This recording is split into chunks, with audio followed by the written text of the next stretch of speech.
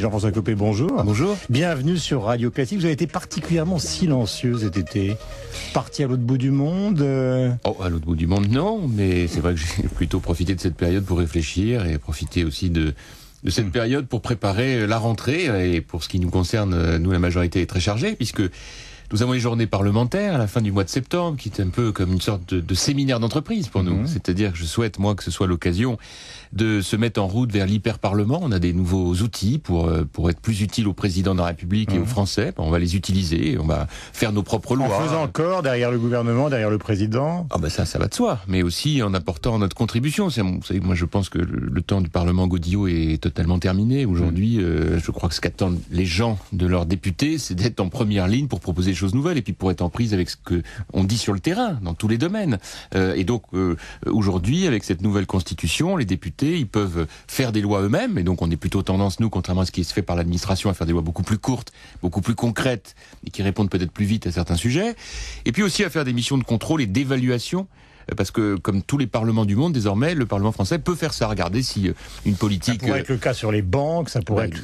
oui, ou pour le plan de relance, pour la politique universitaire, la politique de la ville, le grand emprunt. D'ailleurs, vous savez que je lance à partir d'aujourd'hui des réunions de circonscription, donc dans toute la France, qui vont être organisées par mes amis députés, sur le thème des dépenses d'avenir. Voilà, c'est-à-dire qu'on va demander aux Français, c'est quoi pour eux les dépenses pour le d'avenir. grand emprunt. Exactement. Est-ce que c'est plutôt les nanotechnologies?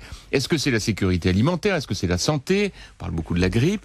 Et vous voyez que sur tous ces sujets, en réalité, nous avons de quoi faire, parce que les Français, je m'en rends compte à chaque fois qu'on organise des réunions, ils veulent parler, ils veulent être entendus. C'est le rôle des députés que de faire aussi ce travail. Alors pour une rentrée politique, on va balayer l'actualité ensemble. Vous avez été ministre du Budget. D'où vient cette liste? Depuis 24 heures, à votre place hier, il y avait Éric Woerth. Tout le monde s'interroge sur l'origine de cette liste. Les Suisses ont l'air extraordinairement sceptiques quant au fait que les Français l'aient obtenue gratuitement et de la part de banques suisses, voire même de banques tout court.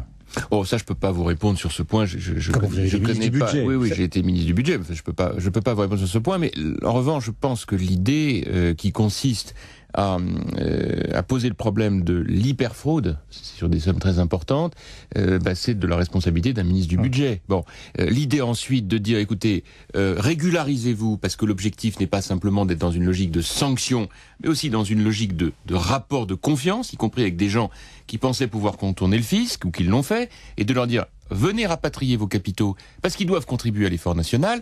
Je pense que c'est plutôt moderne. Mais est-ce qu'elle existe, cette liste? Est-ce que vous avez eu des listes, par exemple? Allez, c'est vrai.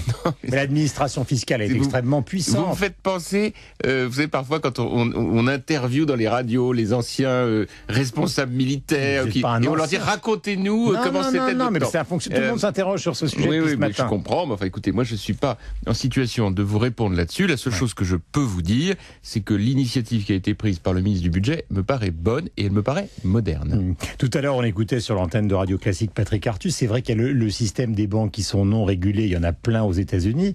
Donc peut-être qu'on va trouver de la fraude fiscale autour de justement de ces 3000 Français. Mais comment faire pour réguler toutes les banques qui ne le sont pas? Ah, ça c'est le grand combat que doivent mener ensemble les gouvernements du monde.